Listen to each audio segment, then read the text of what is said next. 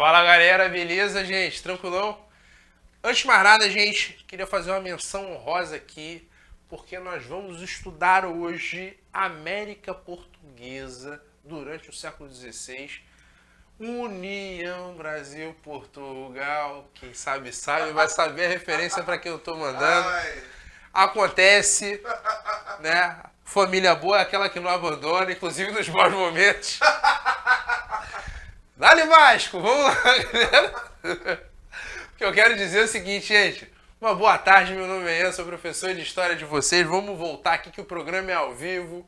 Daqui a pouco o Faustão tá chegando aí, também para dar uma força na live. Mas o que eu quero dizer é o seguinte. Nós temos aqui Pedro. Eu! Pedro, aonde você vai, eu também vou. Estamos juntos. E nossa luta Caraca. também.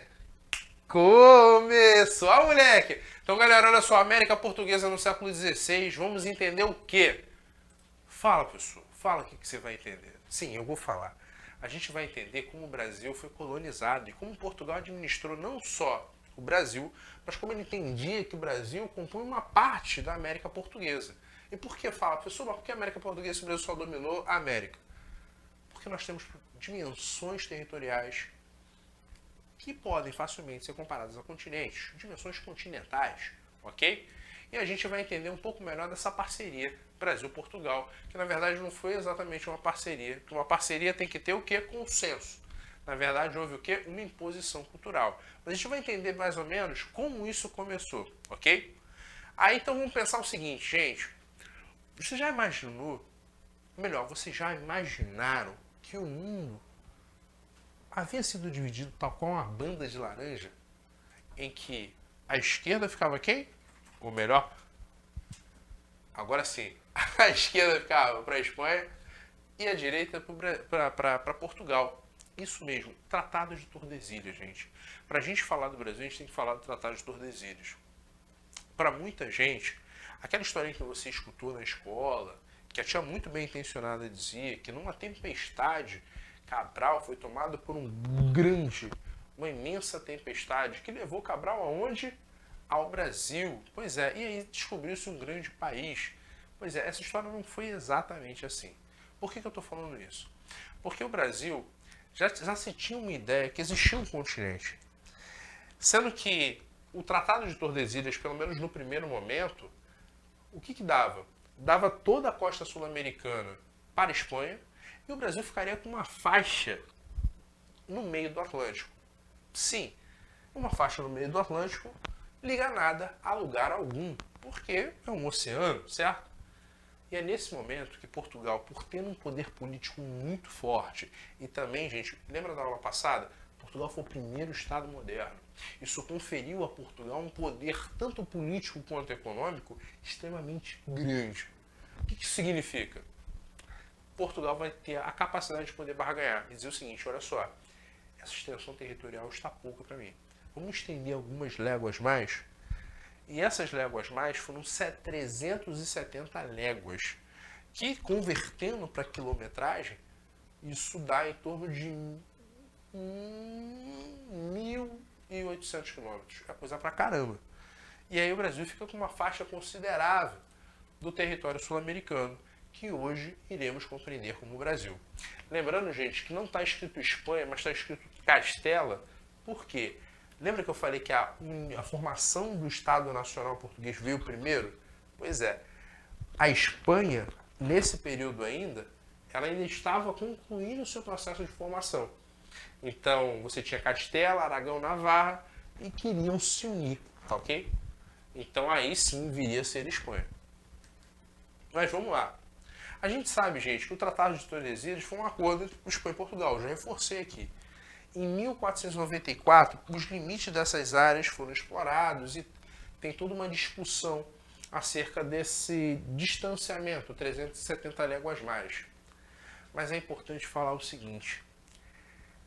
Pedro Álvares Cabral queria chegar de fato, era nas Índias e não no Brasil.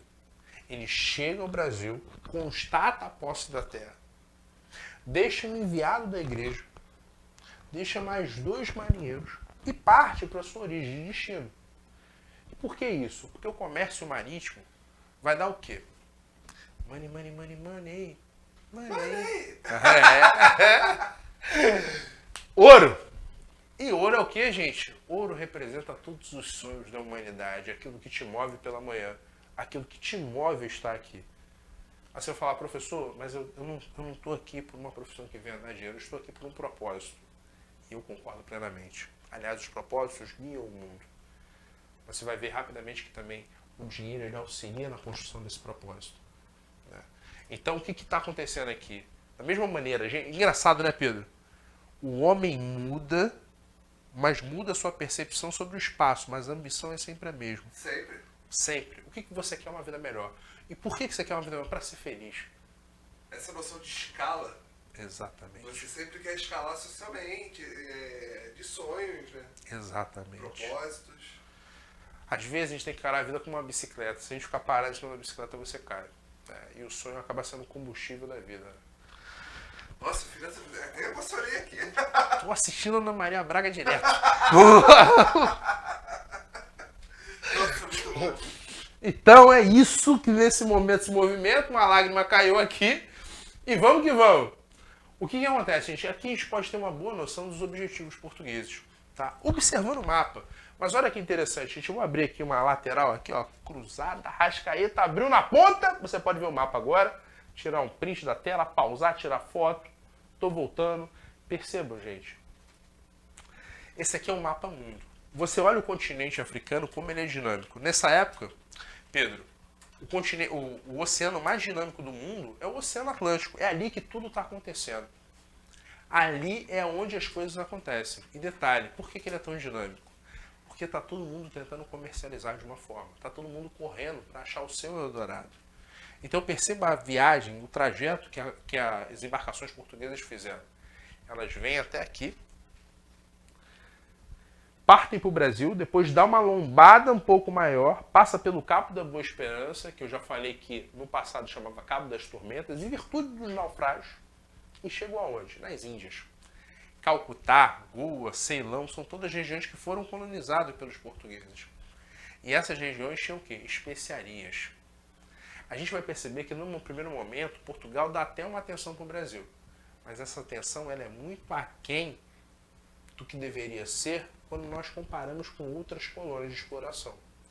Mas isso muda radicalmente nos séculos subsequentes, ok? Então vamos lá. 1500, o que aconteceu, Pedro? Descobrimento. Descobrimento, né? Vem um rapaz aqui, Pedro Álvares Cabral, em sua caravela. Você vai reconhecer que aquela cruz de Malta ali hoje faz muita diferença. Diferente da cruz de Malta hoje, que naufragou para a Série B, essa se manteve na Série A. E ela chega ao Brasil, ela caracterizou porque o processo de colonização do Brasil. O Cabral, entre aspas, toma posse da terra, né? Eu não vou dizer descobrimento, e aí vai se estreitar uma relação entre colônia Brasil e metrópole Portugal. Ok? Agora, gente, eu quero que vocês observem muito bem esse mapa. Dê uma olhada com calma, tá? Sem pressa. E atente para os fenômenos que cercam esse quadro.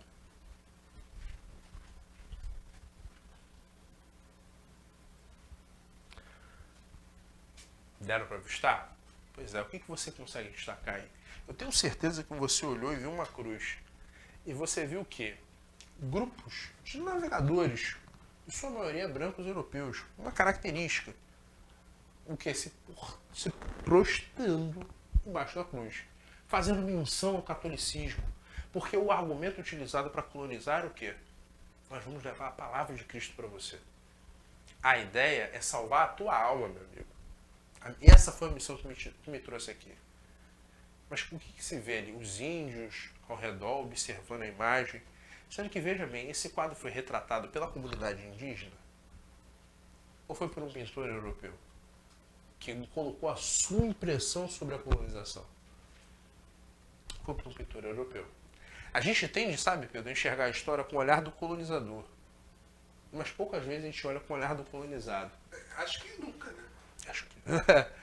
É, a nossa maneira de enxergar, até o nosso olhar foi importado. Até a maneira como nós enxergamos as coisas que parecem sermos exatamente nós que estamos vendo é um olhar do colonizador, não do colonizado. E isso tem problemas seríssimos, né? Mas vamos lá. A gente sabe que toda troca cultural dificilmente ela é igual. Quando os portugueses chegaram aqui, eles vêm com o propósito de civilizar. Mas o que é ser civilizado? A educação, gente, é um padrão de controle. Seja lá qual for.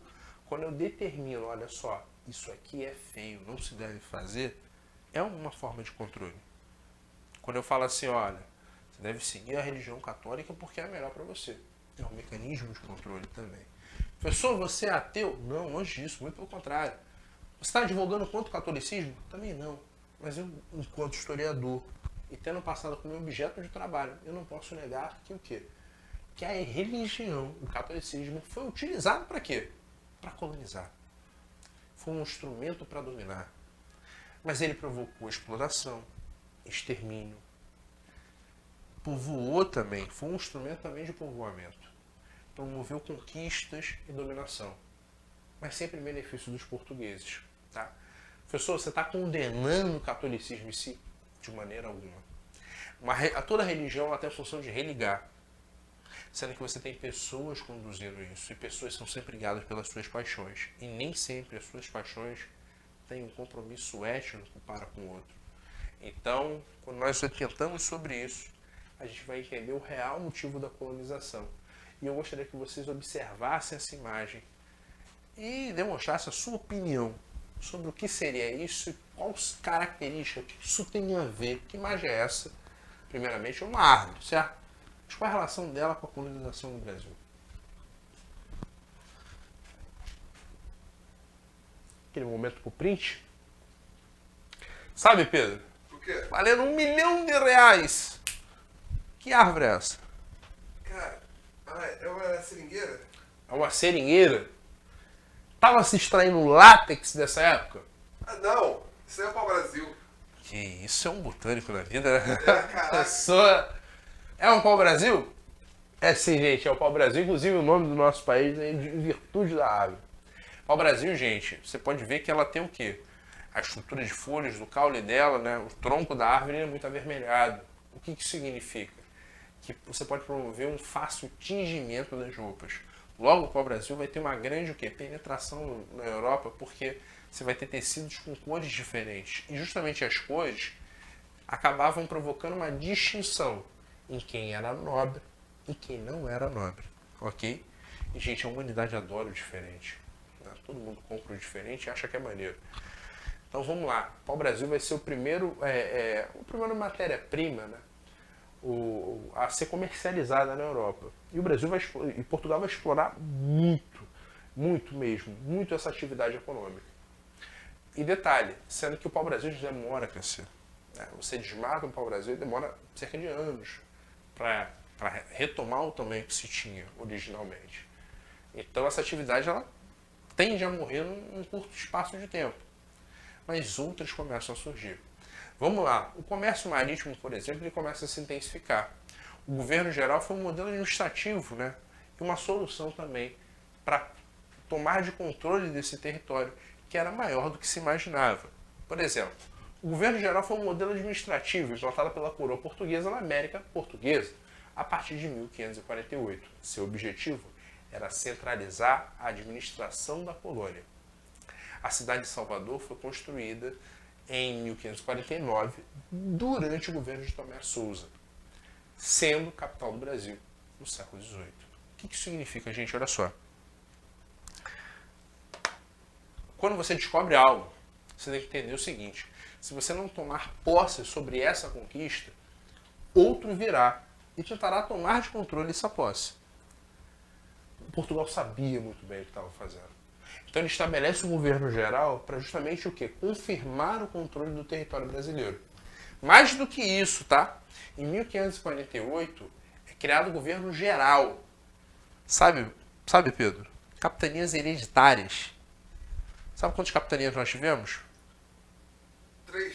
3. 3 mais 11 é quanto? 14. Garoto! 14. Dessas 14, Salvador foi pensado para ser o quê? A capital do Brasil. É isso aí. É por isso que as pessoas tendem a enxergar o mundo e a Bahia. Do mundo só anda a Bahia. Né? Então o que acontece? Salvador é a primeira capital do Brasil e com muita força o Brasil passa a administrar as demais o quê? Capitanias. Sendo que essas capitanias elas são conferidas aos senhores donatários. E também essa, gente, é a origem da nossa estrutura latifundiária. Sim, 1% da população brasileira é dona de 51% do território brasileiro. Isso é uma riqueza patrimonial muito grande concentrada na mão de poucas pessoas. E vamos lá, isso perdura, tá? Dura um certo tempo. Agora vamos dar uma olhada no organograma.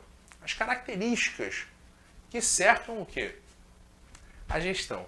Nós temos o governo geral, o ouvidor-mor, o provedor-mor e o capitão-mor. Abaixo eram as capitanias hereditárias e as câmaras municipais. Gente, o governador-geral é quem controlava toda a estrutura da colonização no Brasil. O ouvidor, o provedor-mor e o capitão-mor eram uma espécie de ministérios, né? Que ficavam abaixo do governador-geral e auxiliavam a administração pública do Brasil. E as capitanias hereditárias, elas eram o quê? Elas eram dominadas pelos senhores donatários. E eles iriam explorá-la da maneira que eles bem entendessem, da maneira que eles enxergassem o quê? Economicamente viável. Agora vamos lá, as câmaras municipais. Gente, as câmaras municipais é um local onde abrigava-se o quê? A ideia do homem bom. O que era ser um homem bom nas câmaras municipais? Você tinha que ser branco, andar a cavalo, portar-lhe uma arma. Mais do que isso, você tinha que ter escravos. Isso é uma característica do homem bom. A gente olhar para o nosso Congresso Nacional, tem essas peculiaridades, né? Sim. Que são bancadas históricas que defendem a legalização do porte de armas, defendem a manutenção territorial. Né? Então, existem essas características que elas compõem o Brasil. Isso, veja bem, eu não estou fazendo nenhum juízo de valor, mas isso é uma característica que foi cunhado na geografia do Brasil. Lembra que eu sou professor de história, tá? Mas só para elucidar. Comércio marítimo. Olha só, gente, dê uma olhada também no mapa, tá? Criar uma capitania aqui é essencial. Por uma razão. Promover a proteção do território. Controlar aquilo que se conquistou um dia. Isso é crucial para a vida, tá? Os países até hoje se comportam dessa maneira.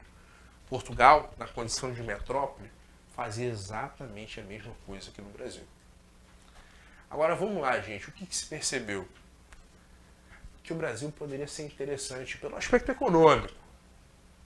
Portugal começa a perceber o seguinte: as minhas capitanias, que davam muito lucro no passado, agora já não tem dado tanto quanto um dia deram. E a gente está falando de Goa, Ceilão. E por quê? O comércio ali morreu? Não, mas ela começou a ter concorrência de holandeses, britânicos, que começaram a explorar aquela área ali e tentar o quê? Tomar o território para si. É nesse momento que começa a se perceber o seguinte: olha, existe uma fruta, que dessa fruta se extrai o quê?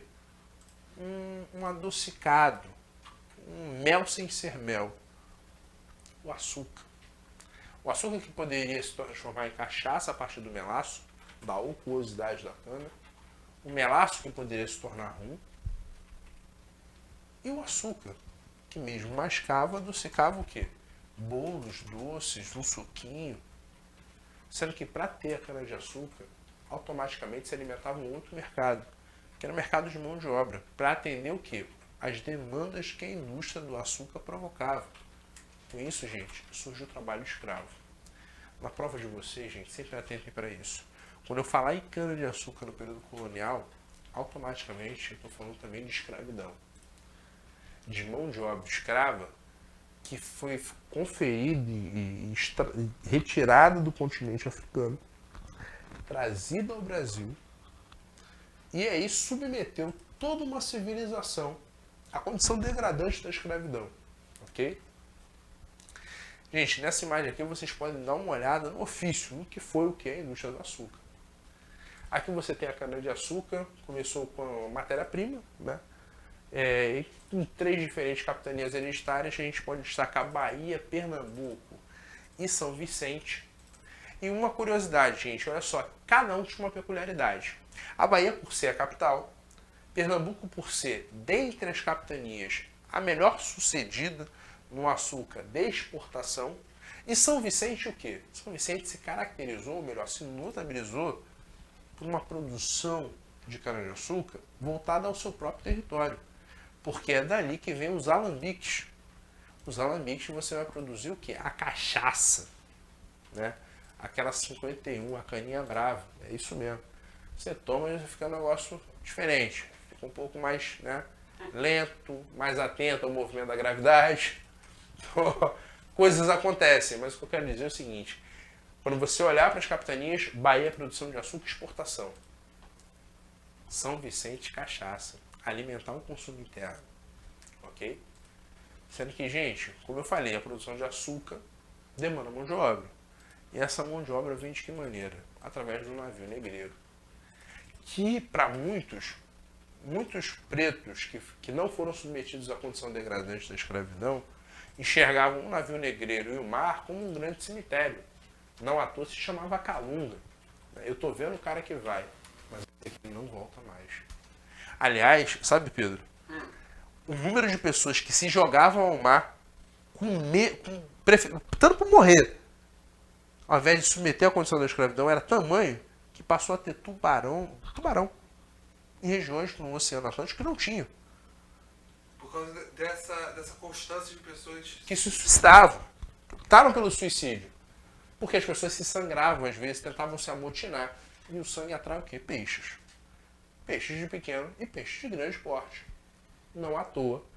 Nós temos tragédias de tubarões que foram alterados para acompanhar esses pontos de incidência de pessoas que optavam pelo suicídio.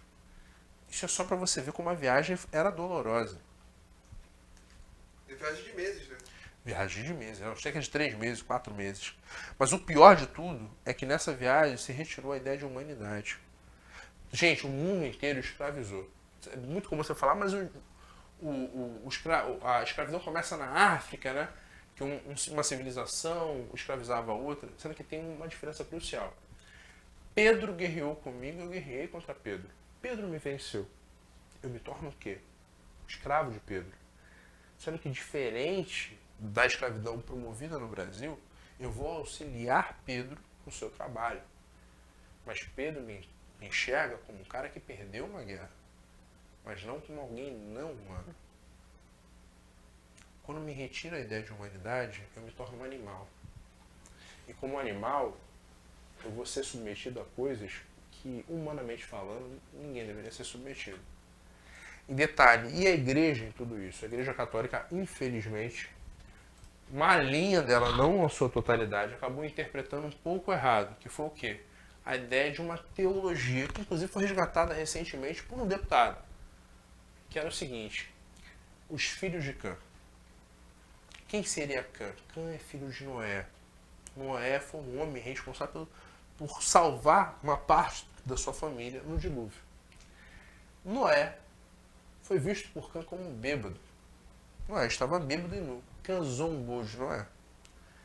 Ao zombar de Noé, Noé lançou uma maldição. Tu e tua geração será tornada como escrava. Serão escravos. E vocês serão marcados na pele. Reza a lenda que Cã migrou para o continente africano.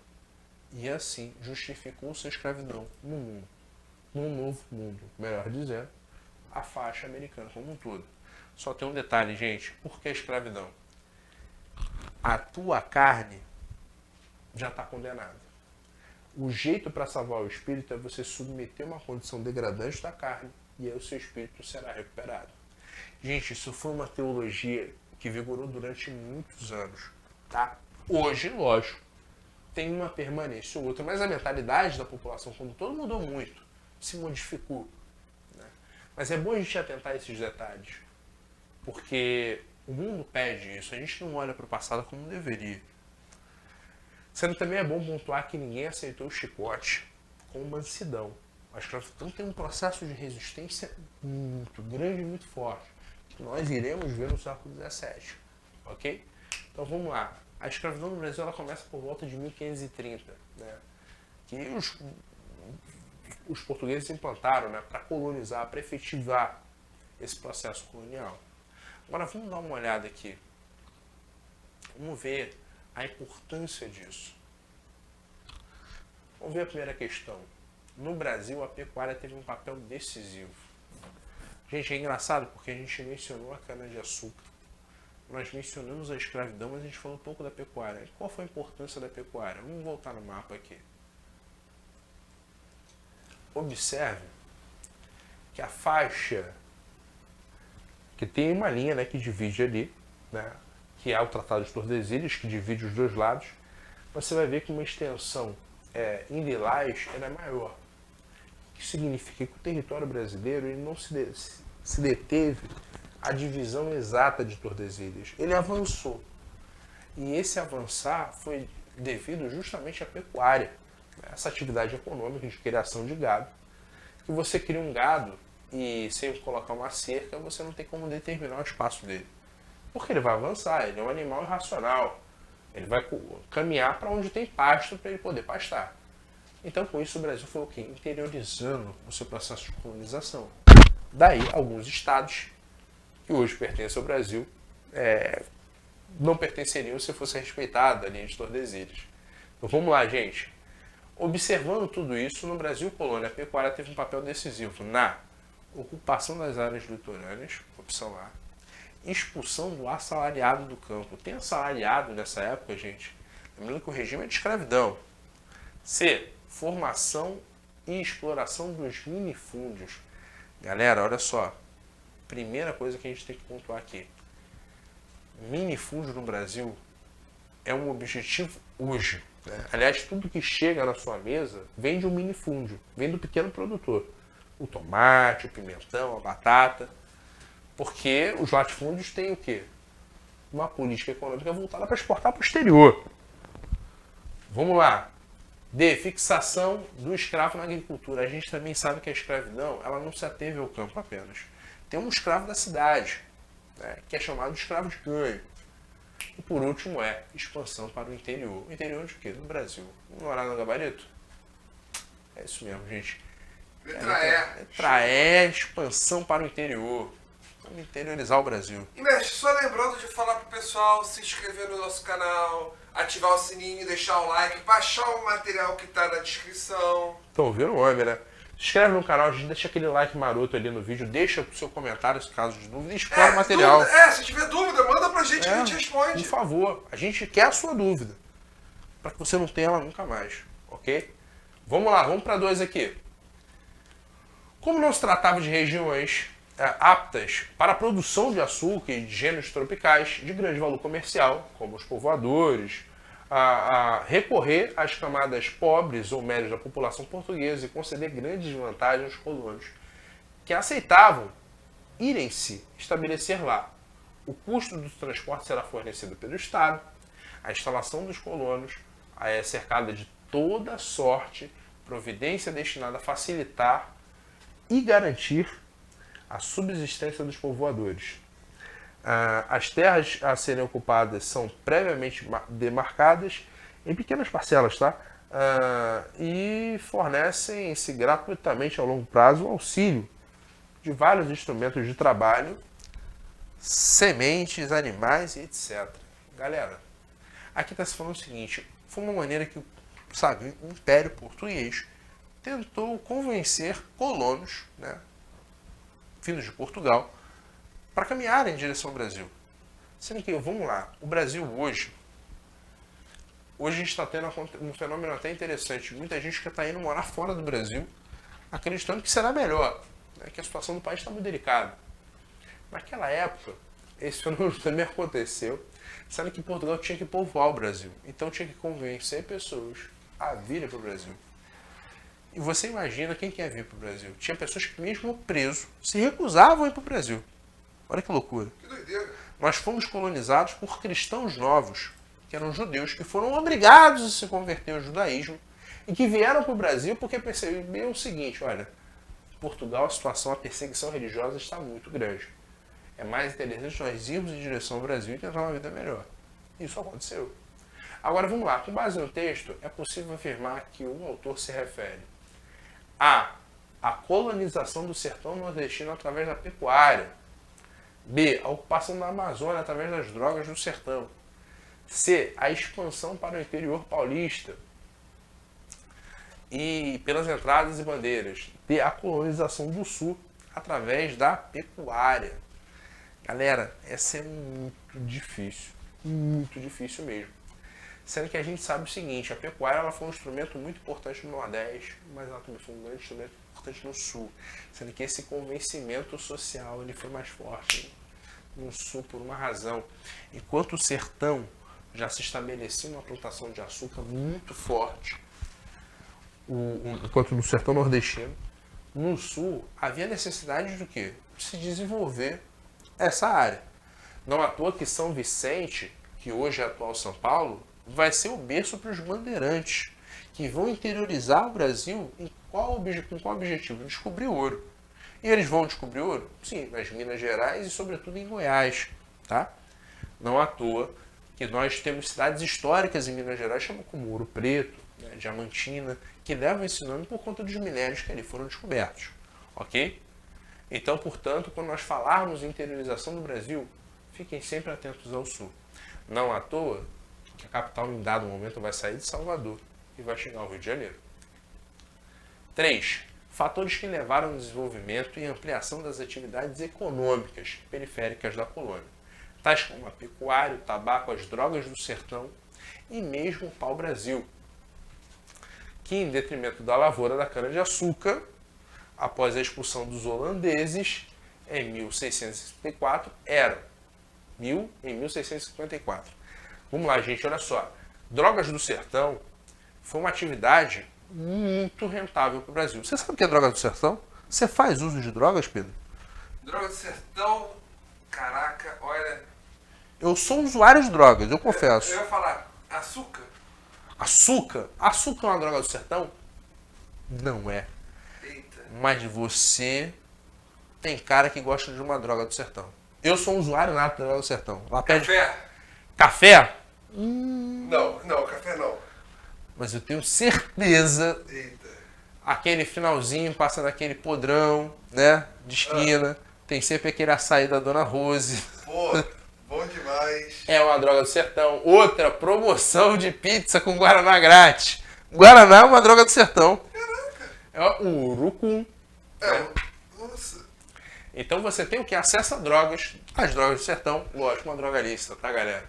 A droga do sertão. E a droga do sertão foi a atividade comercial mais próspera logo depois da açucareira, que a açucareira era o carro-chefe do Brasil. Era o ouro branco do Brasil. Agora vamos lá, o açúcar ele começa a entrar num profundo declínio depois que os holandeses foram expulsos do Brasil. Sim, o Brasil já foi colonizado por holandeses. E não foi por uma faixa etária pequena não, gente. De 14 capitanias hereditárias, pelo menos 7 ficaram sob os domínios dos holandeses. Então vamos lá. Opção A. Criação do mercado interno fomentado pelo descobrimento de minas de ouro no final do século XVI e sua ampliação para as cidades litorâneas da colônia. Galera, olha só, o ouro foi até descoberto no Brasil, mas foi bem tardio, tá? Foi no final do século XVII. B. Inversão significativa da utilização de mão de obra escrava pela mão de obra livre das minas, criando assim um mercado consumidor expressivo. Olha, vamos lá. Minas Gerais tem a maior diversidade nessa época, tá? Étnico-cultural. Todo mundo quer estar em Minas Gerais. Mas tem uma diferença. Ali, gente, demandou ainda mais mão de obra escrava, tá? A escravidão, tanto que você tem episódios como o Chica da Silva, né, o Chico Rei, né, que são o quê?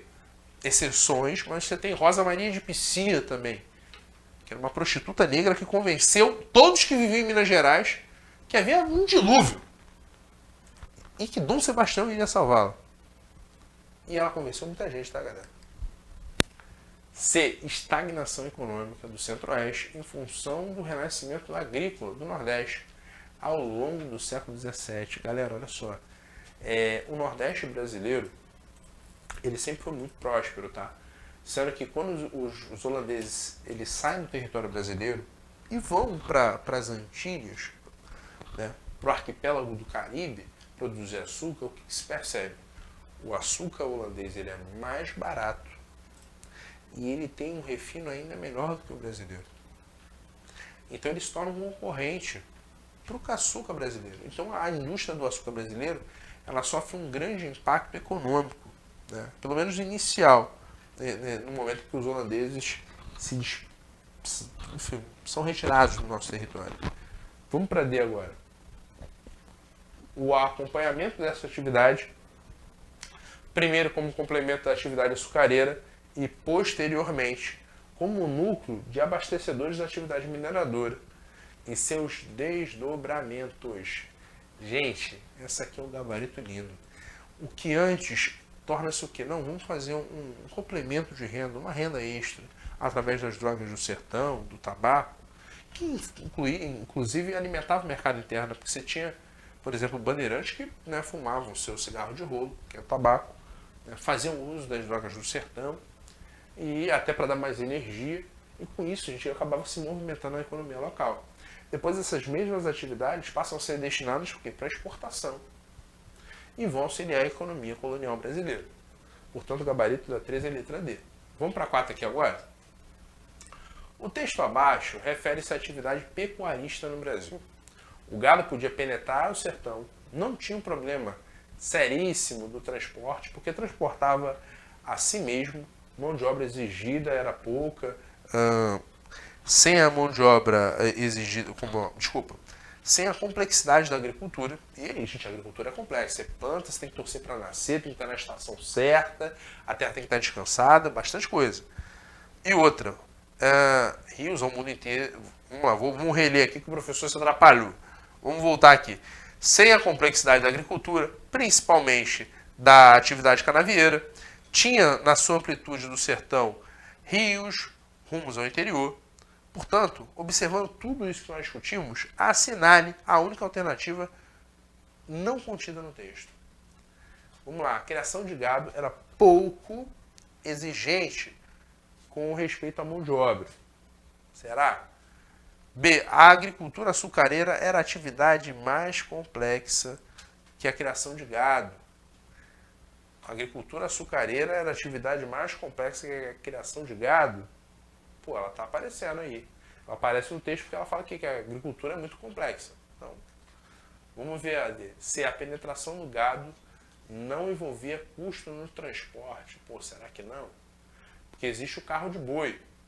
A pecuária não tinha produtividade, a pecuária não tinha maior produtividade do que a atividade agrícola. Aí tem um parêntese aqui. A pecuária ela auxiliava a agricultura, mas se ela tinha os mesmos movimentos financeiros, é uma outra questão. Mas ela não aparece no texto, e o texto está apontando que uma exceção. Portanto, a pecuária não tinha maior produtividade que as atividades agrícolas. Essa resposta está errada? Tá, porque ela não aparece no texto. Mas se nós levarmos em consideração ao fato em si, sim, a agricultura movimentava muito mais dinheiro do que a pecuária. Por uma razão, a pecuária era o quê? Servia como carros de boi de transporte e serviam também como consumo interno. Mas a verdade é que o açúcar era uma indústria agroexportadora. Se exportava açúcar para o mundo, ok? Vamos para a última aqui, a nossa. Para finalizar, tá, galera? No período pré-colonial, a atividade econômica que teve maior destaque foi período pré-colonial, galera. Cuidado com as pegadinhas. Pau-brasil, mineração, cana-de-açúcar, café e algodão. Vamos lá. Algodão? Não exatamente. Até se plantava algodão, mas a gente está falando do período pré-colonial, período que vem antes da colonização, propriamente dita. Café é uma atividade que vai se popularizar muito, mas no século XIX. Cana-de-açúcar, mesma coisa, uma atividade muito importante para o Brasil, mas que vai se fortalecer depois do período colonial, tá? Quando o Brasil de fato determina uma colonização, estabelece um governo geral. E a mineração, gente, finalzinho do século XVII, o ponto ápice, o áureo, o período maior, de maior extração, século XVIII, ok? Portanto, gente, nosso querido pau-brasil, período pré-colonial, o que atraía os portugueses para cá era o pau-brasil. Justamente a partir do pau-brasil você ter pigmentos que vão tingir as roupas e dar uma tonalidade de cor aos tecidos diferente de tudo que se tinha na Europa. E pasmem, gente, foi muito rentável. Galera, me despeço por aqui, deixa seu like, deixa seu comentário, se inscreve no sininho, se inscreve no canal, aciona o sininho. Ó, tem os gabaritos aqui das questões, mestre. O gabarito aqui no final. E aí, ó, as redes sociais, sua rede social também. Por favor, seja bem-vindo, fica à vontade aí, beleza? Galera, um forte abraço aí. Fui! Valeu! Estúdio conosco.